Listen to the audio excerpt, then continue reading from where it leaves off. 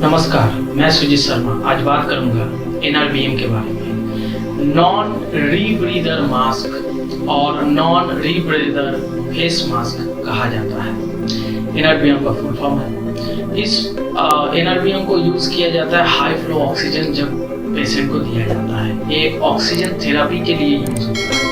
अब oxygen therapy आज इस जो पेंडेमिक सिचुएशन हो रहे हैं इस वक्त बहुत जरूरी होता है और बहुत सारे पेशेंट को दिया जा रहा है।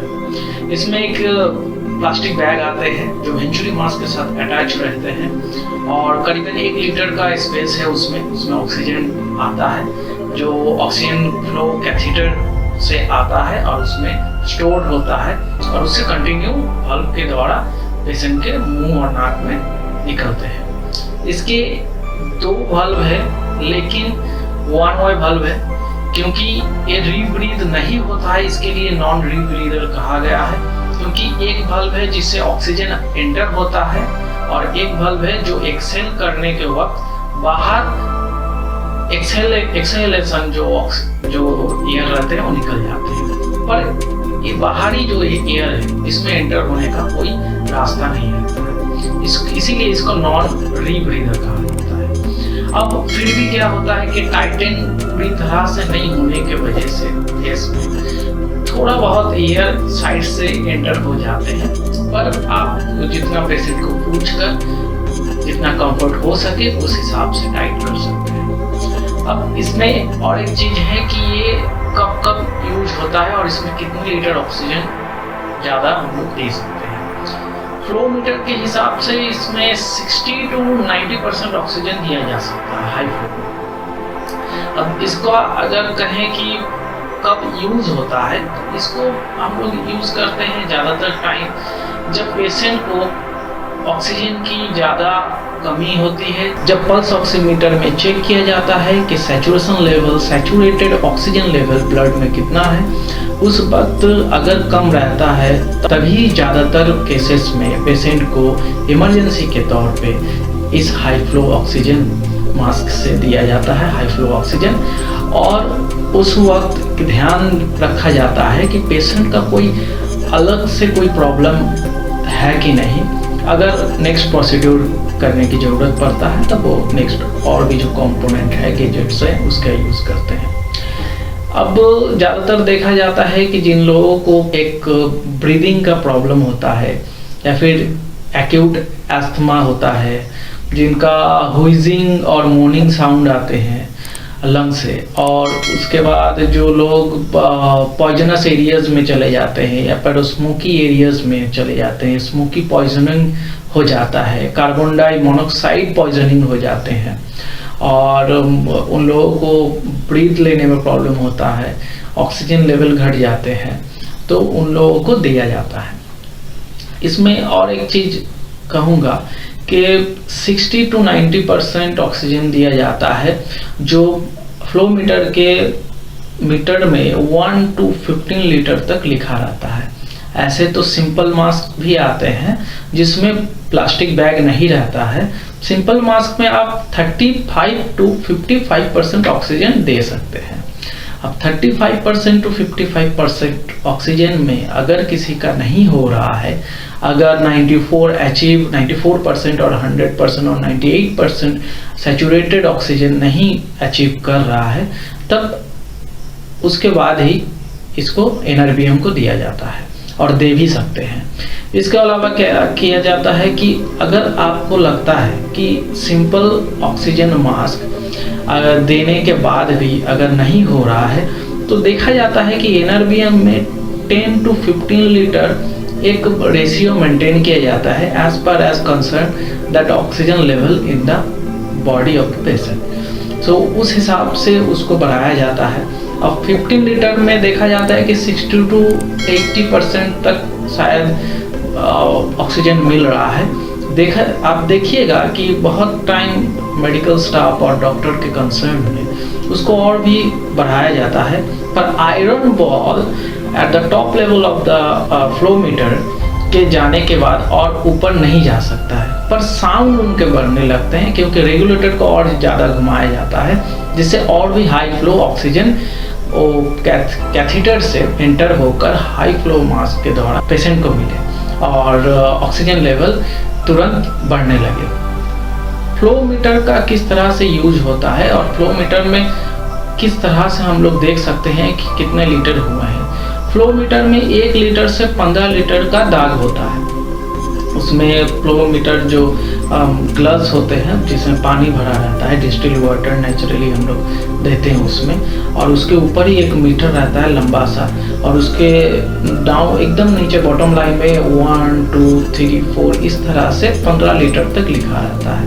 आयरन बॉल, उसमें छोटा सा एक आयरन बॉल आता है जो कैथीटर के थ्रू ऑक्सीजन फ्लो के साथ उस ग्लव्स में भर्ती होता है। उसके प्रेशर के वजह से आयरन बॉल ऊपर की तरफ उठने लगता है, जिसके वजह से वो आयरन बॉल हर एक मार्क को पार करते हुए 15 लीटर तक जा सकता है। इससे पता चलता है कि हर एक मार्क में 1 2 3 4 करके कितने लीटर तक बॉल उठे हैं। इससे कंफर्म हुआ जाता है कि इतने लीटर पर मिनट के हिसाब से आप पेशेंट को ऑक्सीजन दे रहे हैं, या फिर आप घर में यूज़ करते हो या फिर बाहर कहीं नर्सिंग होम या फिर हॉस्पिटल में यूज़ करते हो या फिर किसी हेल्थ सेंटर में। पर फ्लो मीटर का यही हिसाब है, इस तरह से वो मेज़र करता है।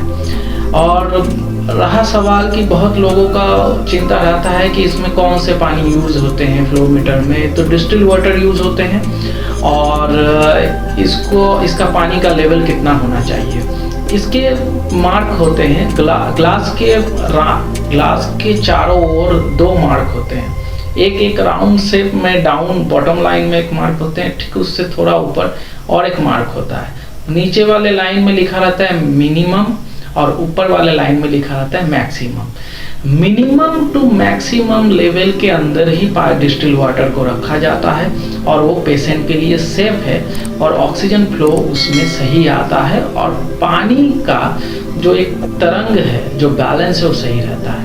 और जो बुलबुला होते हैं पानी में, जो बॉइलिंग का एक बुलबुला होता है, उससे साफ पता चलता है कि ऑक्सीजन पानी से टकरा कर उसके बाद मॉइस्ट ऑक्सीजन पेशेंट को मिल रहा है।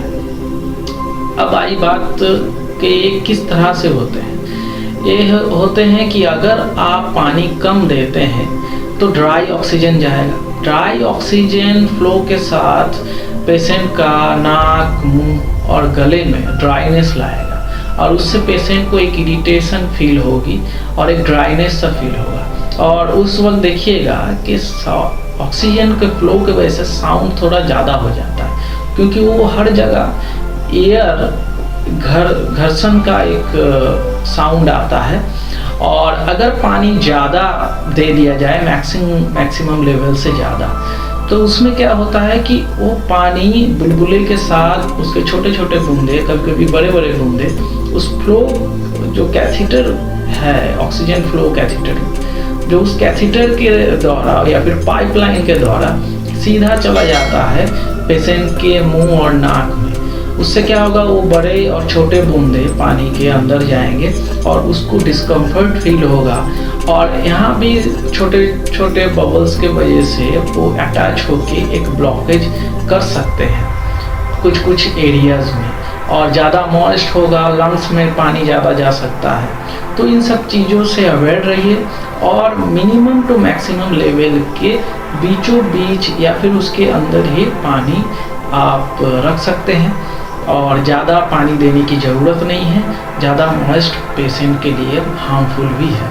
और according to the disease obviously ask doctor किस तरह से आप किस फ्लो में पेशेंट को देते हैं और देना चाहिए, और कितने फ्लो और कितना पानी उस पेशेंट के लिए ज़रूरी है। बहुत कम पेशेंट होते हैं जो ह्यूमिडिफायर, जो फ्लो मीटर के ग्लास के बारे में बोल रहे हैं, उनको ड्राई भी कभी कभी दिया जाता है या फिर बहुत कम लेवल पानी में दिया जाता है। वो पूरा डिपेंडेंट है डॉक्टर के कंसर्न के ऊपर कि वो किस तरह से चाहते हैं। फिजिकल ट्रॉमा और क्लस्टर्ड हेडेक में भी NRBM के द्वारा पेशेंट को ऑक्सीजन दिया जाता है। NRBM नॉन रीब्रीदर होने के वजह से पेशेंट को रीब्रीद करने का कोई मौका नहीं मिलता है, मतलब जो वो एक्सहेल कर देता है उसी को इनहेल करने का कोई ऑप्शन नहीं रहता है। ये वन वे बल्ब होने के वजह से जो भी वो छोड़ देते हैं, जो भी सांस छोड़ने के बाद लेते हैं, वो प्योर ऑक्सीजन ही पेशेंट के पास आता है। इसके वजह से बहुत जल्दी ही ऑक्सीजन लेवल ब्लड के साथ मिक्स होकर सैचुरेशन बढ़ने लगता है और लेवल अचीव करता है। आशा करता हूँ आप लोग सभी को इस वीडियो से बहुत कुछ जानकारी मिली है और सभी को इस वीडियो से बहुत कुछ फ़ायदा भी होगा। और जो भी घर में पेशेंट है, जो घर में देखभाल कर रहे हैं, उन लोगों का भी बहुत फ़ायदा होगा। और कुछ भी कमेंट करना चाहते हैं, वीडियो अच्छा लगा तो लाइक करिए, सब्सक्राइब कीजिए, ज़रूरत पड़ने पे शेयर भी कर दीजिए और सभी को सेफ रखिए और सेफ रहिए। मैं सुजीत शर्मा आता हूँ आज के लिए, फिर आऊँगा नए एक टॉपिक लेकर जो सभी के लिए बहुत बेहतरीन होगा और समाज के भलाई के लिए होगा। नमस्कार।